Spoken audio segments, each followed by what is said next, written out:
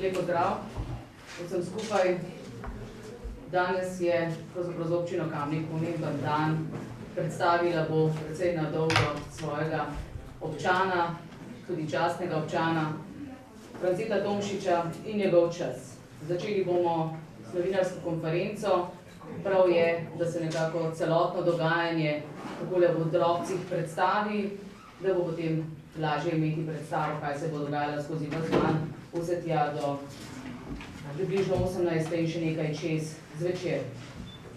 Naši današnji sogovorniki, takole uvodoma, so gospa doktorica Marjeta Humar, ki je tukaj v imenu organizacijskega odbora, potem lahko predstavim magistra Branka Grimsa, gospoda Gorazda Drevenška, ki je bil nekako kolega Franceta Tomšiča takrat na začetku ustanavljanja SDSS, in profesorja doktorja Bogomirja Kovača, ki je tudi eden od gostov, ki bo predstavil nekako tisti čas, predvsem po tej ekonomski plati.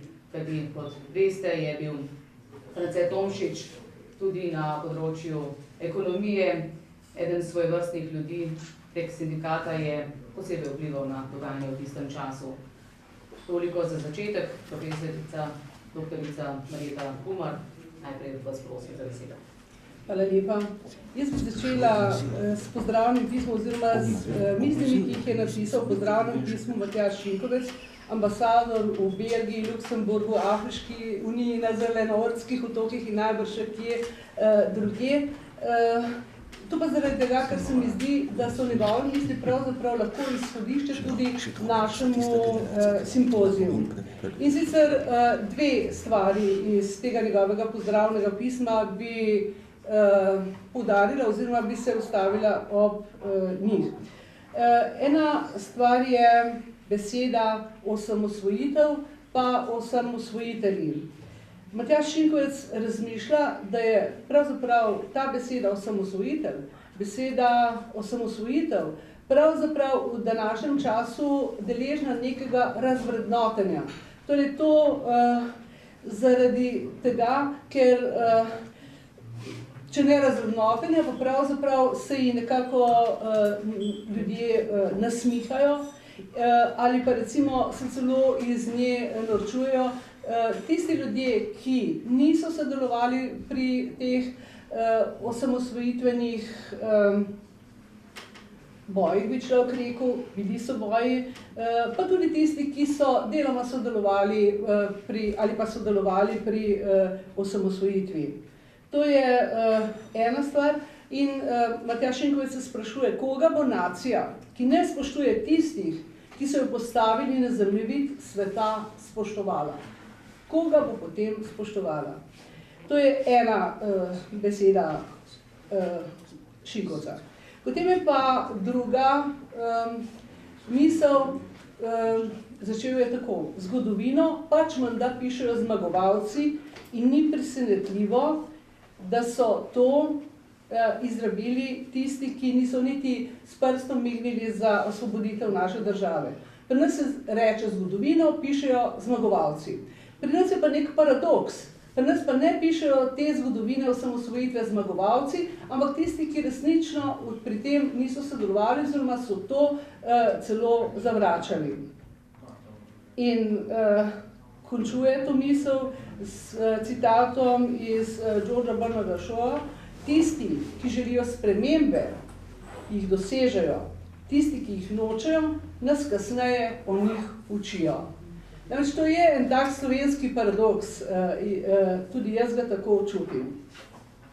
No, Matjaž Šinkovec potem primerja Franceta Tomšiča s Lechom Valenso, z Mandelo in še z marsikom drugim in potem zaključi takole: Slovenija je imela le enega Franceta Tomšiča, a ta je bil dovolj. Mi smo se za simpozij o Francetu Tomšiču odločili zato, ker nekako čutimo, da se ta čas zelo odmika, pa ne samo odmika se ne samo časovno, ampak v naših mislih, v našem pogledu na ta čas se zelo odmika. France Tomšič je pravzaprav nekdo, ki ga že skoraj da nihče več ne poznali, pa malo ljudi o njej govori, razen seveda tistih, ki so ga dobro poznali ali pa ki smo ga dobro poznali.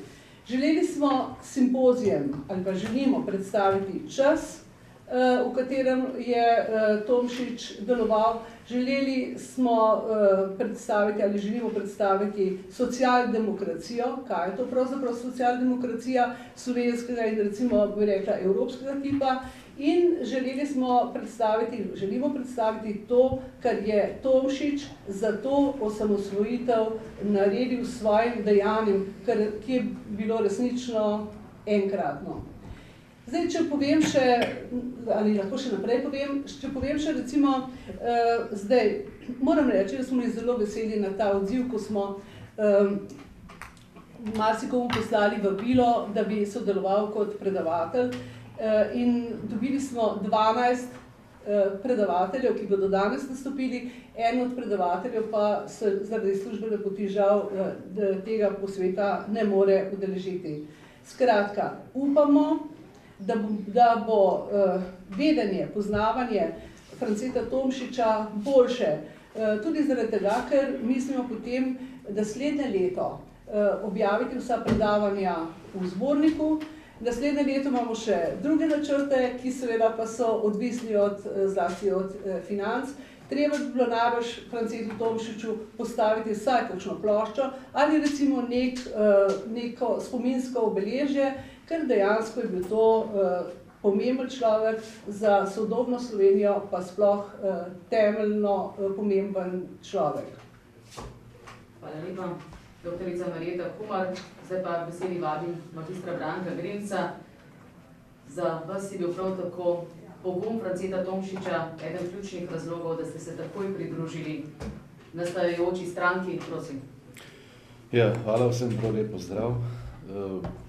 Bi nadaljeval, ker tam, kjer je gospa Humarjeva nehala. Poglejte, slovenska osamosvojitev je res nekaj posebnega, ne? Kajti zgodbe, kako je prišlo do tega in kako se je to odvilo, danes pišejo tisti, ki so takrat imeli figo v žepu, ne? Tako bi rekel, da ne gre za zmagovalce in poražence, ampak za osamosvojitelje pa figovce.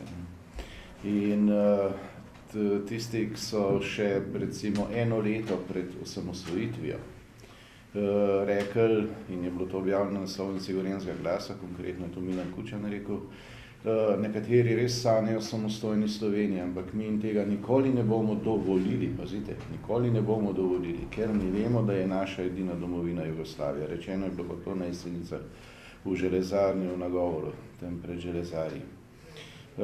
In seveda pa bo kdo rekel, so bili na koncu vsi zraven. Seveda so bili, samo eni so bili s srcem, s pogumom, s civilnim pogumom, eni so bili pa iz preračunljivosti, ker so reševali svojo politično in siceršno kariero. To so pa figovci. Ne? In če je kdo tisti, ki je imel resnično civilen pogum, je bil to France Tomšič.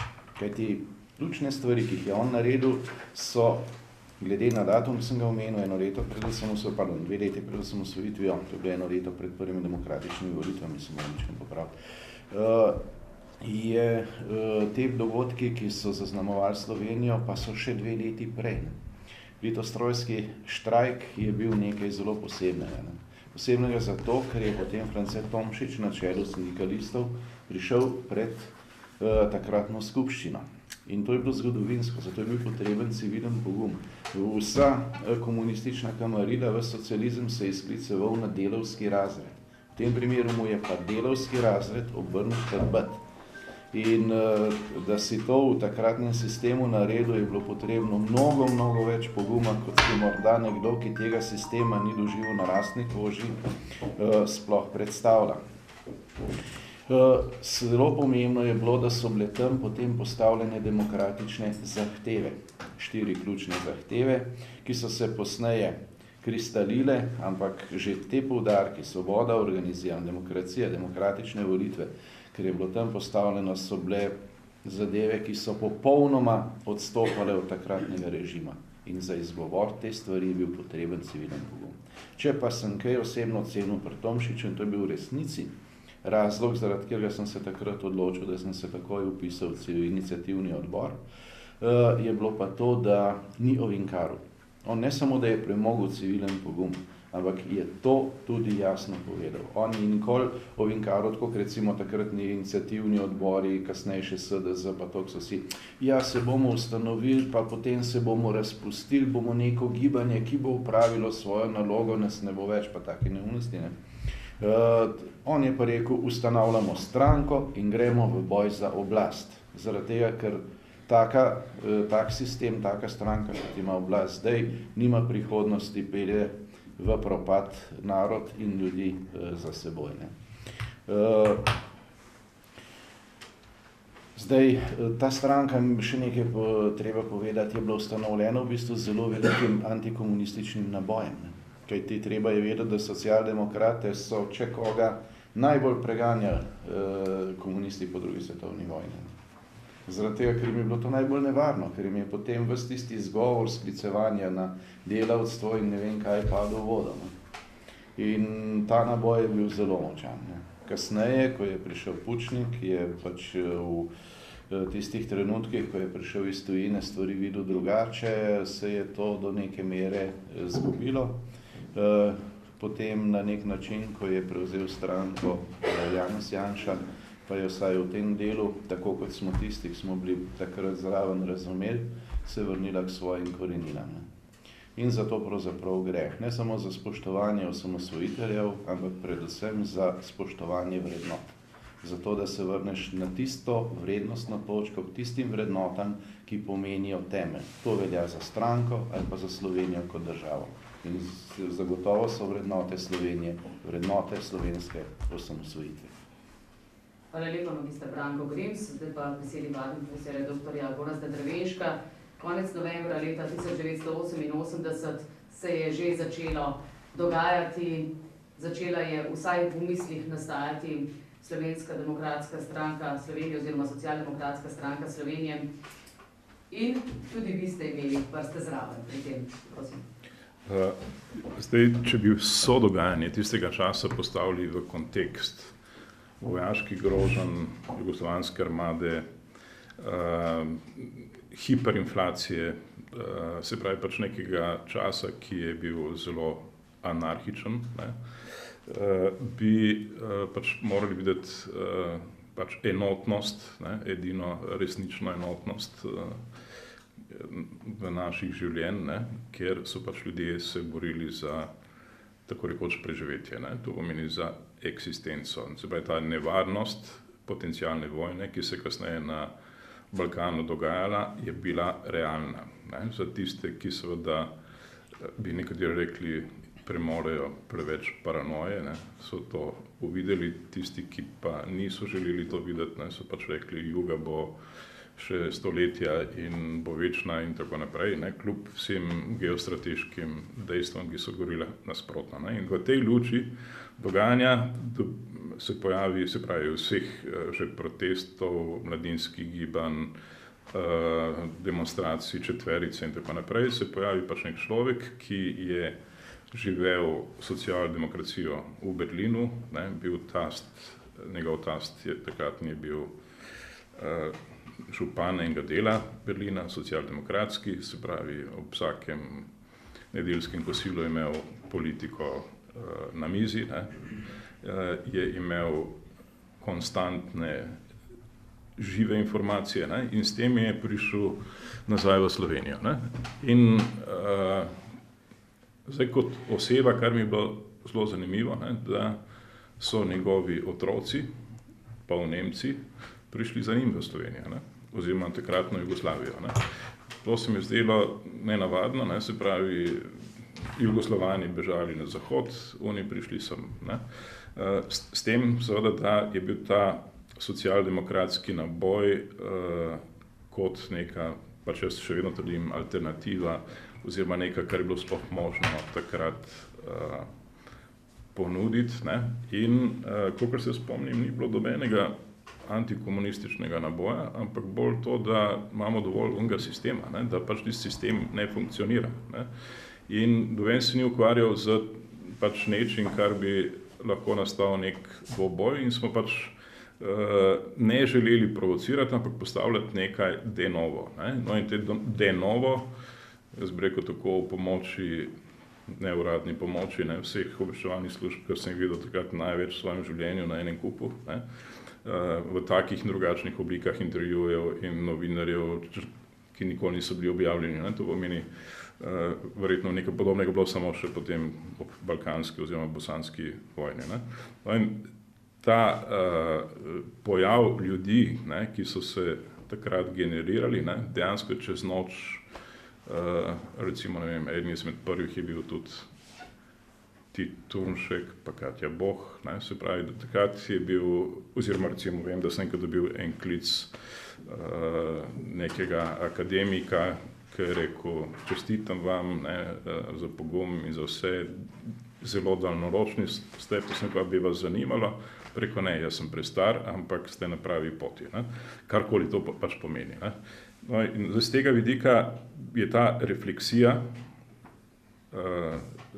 opisovanja takratnega dogajanja po mojem okusu preveč obarvana za dnevno politiko zadnjih 20 let. Ne. Zdaj, če hočemo narediti neko kritično distanco, moramo pač pogledati, se pravi, zdaj, neke vrline, ki jih je France Tomšič prinesel. No in to nedvomno, kar je pač bilo to, da je znal vsem direktno povedati, ne, zdaj moram pač vedeti, da so se mi dva neštetokrat sprla, prepirala, glasno govorila, če tako rečemo, ne, kako videti nek razvoj. Ne. In pač jaz sem vztrajal, da moram ustanoviti socialdemokratsko stranko Slovenije. Ne. In on je rekel, ne, bodimo pragmatični, dajmo pristati na misijo, ki je potekala prek Katje Boh in še nekaterih, ne, da naj ne ustanavljamo stranke, ampak naredimo zvezo. Ne. No in potem seveda, jaz sem rekel, ne, naredite kar hočete, jaz trajam na stranki. No in potem se je februarja ustanovila Socialdemokratska zveza Slovenije, ne, ampak z jasnim ciljem, da bo preraslo v neko politično stranko. Ne. Zdaj, kasneje so se razšla, pa ne zaradi nekih osebnih ali ne vem, drugih razlogov, ampak enostavno, jaz sem se pač odločil, da bom končal študij, da pač brez izobrazbe ne želim funkcionirati, ne, oziroma da želim v življenju še kaj početi.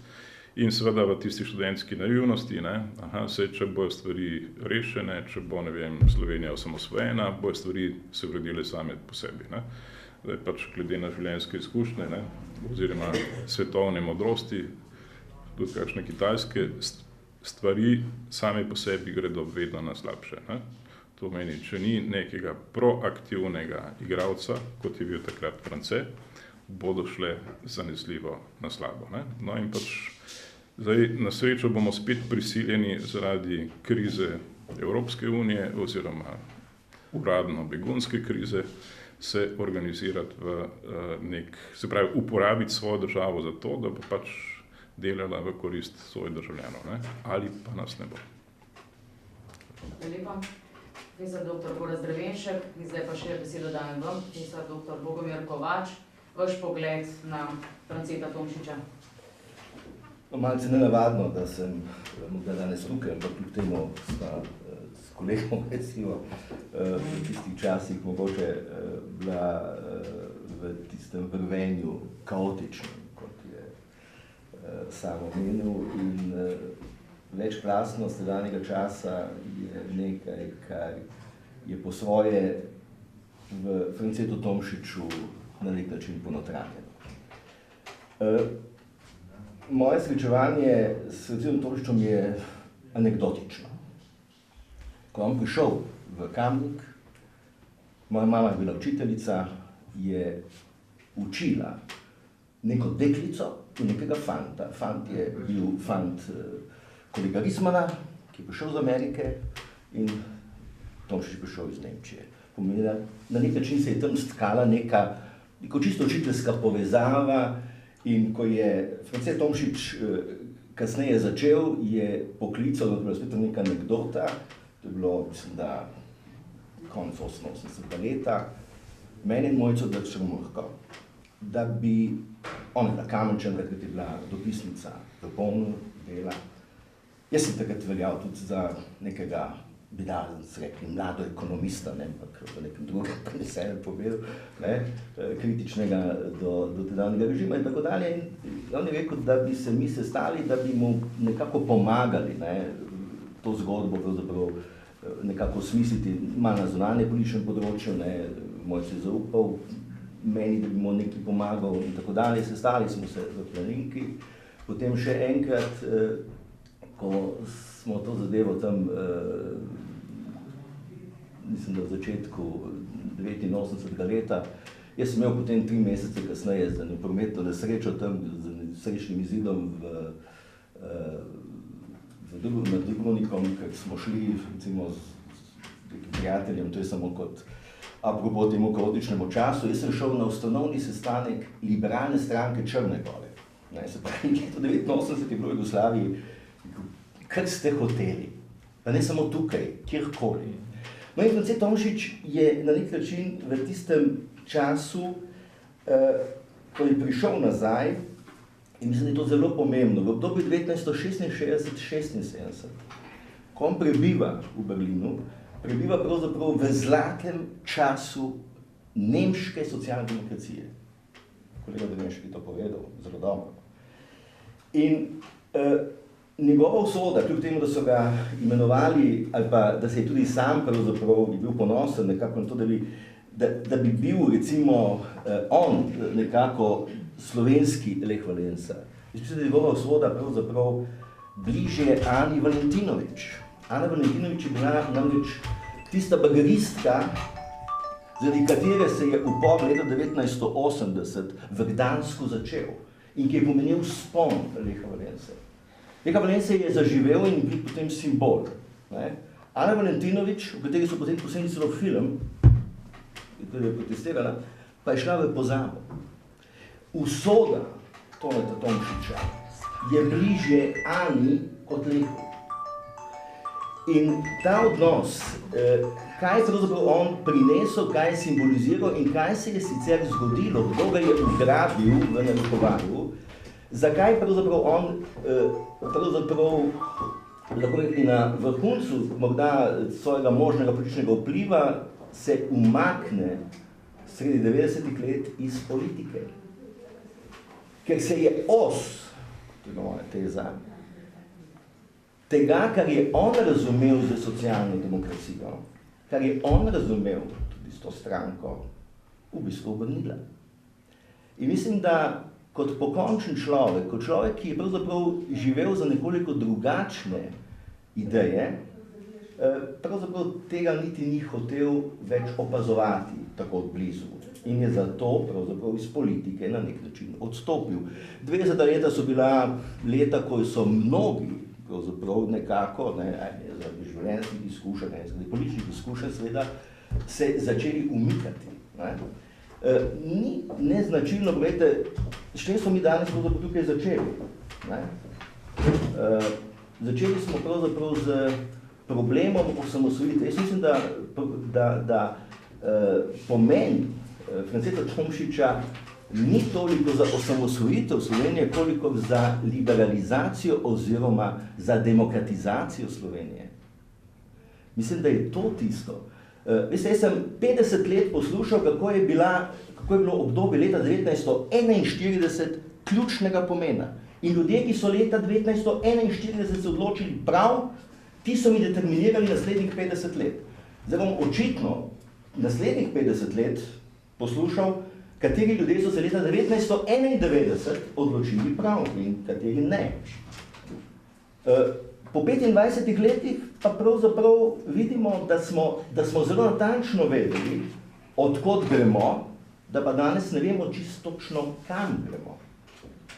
In to je nekaj, kar je po mojem mnenju v življenjski usodi in temu, kar je pravzaprav France Tomšič predstavljal, naj si bodi v sindikalnem gibanju, naj si bodi v političnem gibanju v Sloveniji, nekaj, kar je dilema, ki jo on sam ponotranil in ki je danes, ravno s tem simpozijem, po mojem mnenju, lepo, da smo se tega spomnili in da bomo to znali tudi seveda pravilno ovrednotiti. Mislim, da on simbolizira dejansko neko dilemo. Veste, mi smo govorili o poljskem vprašanju, recimo, pasite, poljsko vprašanje je staro 150 let. Ne? Govorili smo in danes vidimo, da determinira Evropsko unijo, če hočete, nemško vprašanje. Ne? In vprašanje pravzaprav, ki danes determinira Slovenijo, slovensko usodo, je pravzaprav vprašanje, ki je čisto eksistencialno in hkrati politično.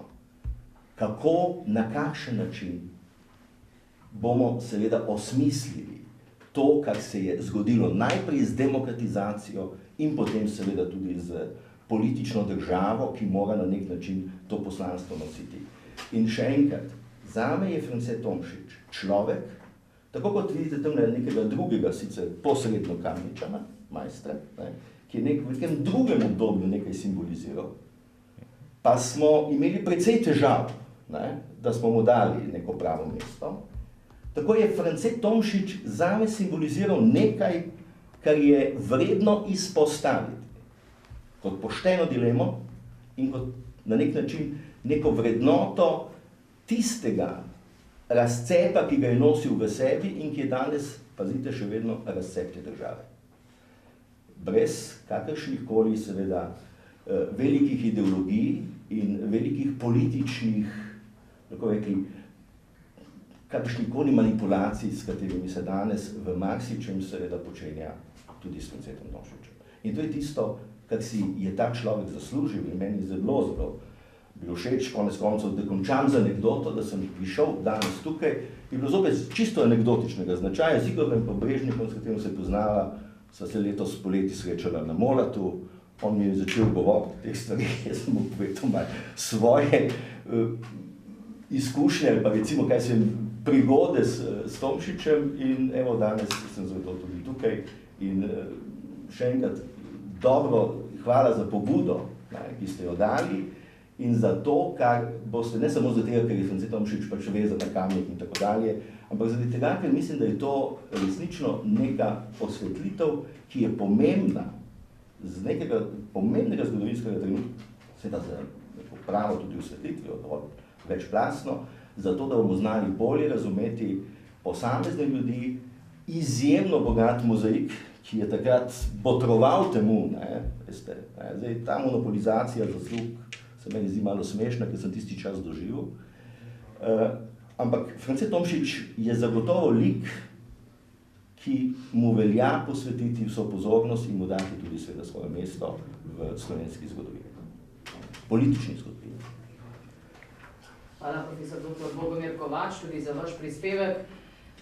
Ta uvodni del je končan. Kakšno vprašanje strani novinarskih vrst, morda? Lahko sam en stavek rečem, kdor zmanjšuje vlogo ali pa meni, da to ni bila osrednja vloga Franceta Tomšiča, tudi kot osamosvojitelja, ne gre pogledati njegov govor na zborovanju ob četverici, ta prvega. Kaj je on tam postavil? Hočemo svojo vojsko, svoj denar, svojo državo. Ne, jaz samo hočem povedati, da se mi ta vloga zdi precenjena v primerjavi z drugo vlogo, ki je bila vloga politične demokratizacije tedanjega časa. In seveda vloge, da smo se razumeli še enkrat, ki jo je socialdemokracija v njegovem razumevanju pomenila. Pazite, ko smo ta poanta stranka ali zveze ni bila iz trte zvita. Ko smo mi tam tukaj govorili, kot pridnace tu planinki, on se pravzaprav želel v duhu socialdemokracije tedanjega časa, še enkrat pravim, paste, Ostpolitik Vilija Brandta, Schmidtova politika, on je imel popolnoma, on je pravzaprav nekako si predstavljal, da bomo mi končali v neki celo zvezi, tako leve, mi smo takrat imeli ta postkomunistični del, že so si seveda komunisti želeli se stopati z oblasti, imeli ste eurokomuniste in tako dalje, skratka prebarvana je zgodbe v tedanjem času, pa on je nekako si to zvezo predstavljal kot združitev socialdemokratskih sil Slovenije za demokratizacijo. V tem smislu se je zgodba v tistem času odvijala v njegovem videnju. Zelo zanimivo in nima nobenega smisla, da pravzaprav te reči v tem enostranskem gledanju na Franceta Tomšiča, to še ne smemo izrabiti, ne v eni, ne v drugi smeri. In to se mi zdi, da mora biti v znanstvenem smislu nekaj, kar seveda moramo v okviru tudi to vrstnega simpozija seveda recimo način dati. Prosim še. Jaz bi imel še eno vprašanje, Jan Drnovšek, časnik BBC. Danes ste omenili po eni strani ta njegova pobuda gospoda Tomšiča ni bila usmerjena proti, ne vem, tedanji stranki, komunistični stranki, ampak v bistvu bolj proti sistemu, čeprav to na nek način razmejujemo ali pa v bistvu vidimo eno in isto v bistvu, ne. To me delno zanima, če lahko to komentirate. In drugo, kakšno je bilo to ocenjevanje v bistvu starega sistema oziroma pričakovanj, a se bo dalo v bistvu s tem sistemom shajati, ne vem, v letu 90, v letu 91, v nekem novem v bistvu urejenem sistemu. Te stvari se mi zdi, da se velikokrat poskušajo na ta prav način ovrednotiti, ker je, ne vem, tudi pri gospodu Pučniku večkrat razumeti, da on je tudi pričakoval, da se bo dalo v bistvu, ko se bo zgodil ta bistveni prelom, potem pustiti sistemu samemu, da se bo razvijal in da bo demokracija boljša in da se bo v bistvu nadgrajevala. So pa te ocene danes različne, ne? Ali se je nadgrajevala, ali se ni, ne? Tako da, če bi želel še kdo kakšno stvar o tem pokomentirati. Če lahko rečem.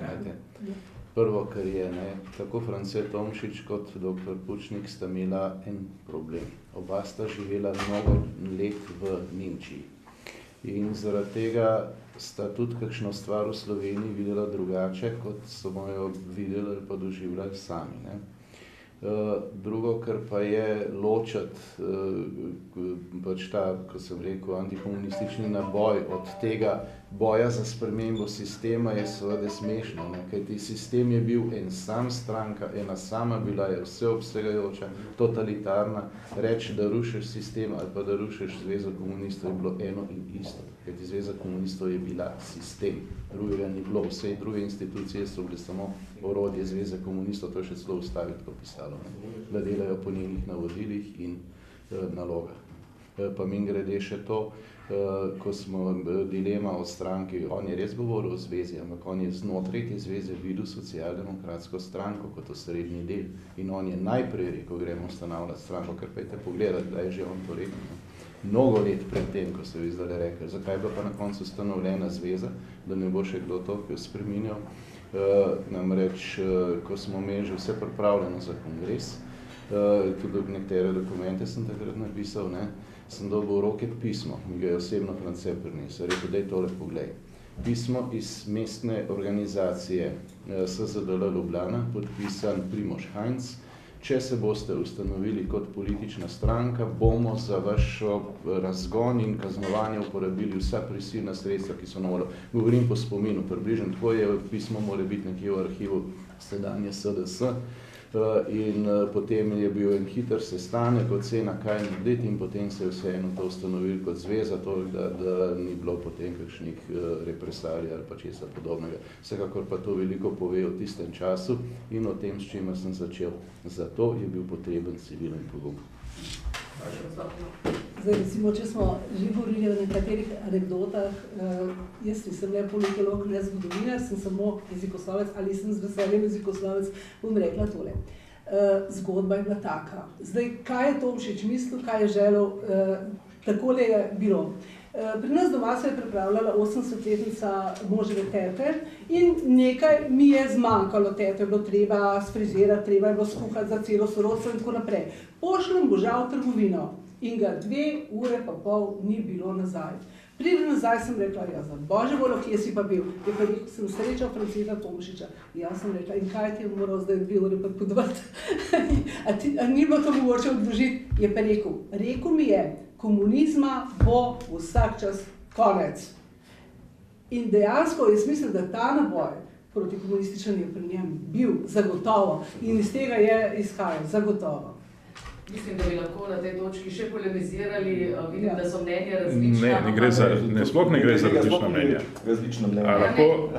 Se pravi, ključen del odgovora je bil, ali odpre vojno, ali se gre pregone, ali pragmatično pride do rešitve. In pač je rekel, ti lahko ustrajaš, si študent, si, ne vem, zelo, ne vem, straight, ne, ampak tukaj moramo zdaj prepeljati organizacijo do formalne priznave. Ne? In dejansko to, kar Branko pravi, ni bilo samo pismo, bili so tudi klici, bila so sporočila in takrat je pač on, pa moramo reči, pravilno odločil, ne? Ok, bomo poskušali, kar ne pomeni kolaboracijo z, ne vem, totalitarnim sistemom, ampak reševanje družbene situacije. Ne? In z tega vidika je imel pač, jaz še vedno pravim, prednost, da je bil v Nemčiji, ker je pač razumel, da politične skupine morajo v neki točki sodelovati, če želijo voditi državo. Ne? In z tega vidika pač imamo nek manko oziroma neke kranjske posebnosti, ne? Kjer moramo prepeljati se stvari do konca. Ni konca, ni končne rešitve, ni končnega vprašanja. Samo to. Hvala lepa. Dobro ste se ogreli že za nadaljevanje današnjega dne. Simpozij bo, kot rečeno, precej zajeten in v prvem delu bodo tudi nekateri slavnostni nagovori, tudi gospod župan, Marjan Šarec, kamniški župan pride in še nekateri drugi, tako da potem pa po sklopih bodo predavanja, kot rečeno, skozi ves dan. In gotovo bomo še marsikatero plat delovanja Franceta Tomšiča razkrili, ki bo zanimiva tudi za nadaljnje raziskovanje. Verjamem, da zgodba še zdaleč ni končana. Hvala lepa, novinarji.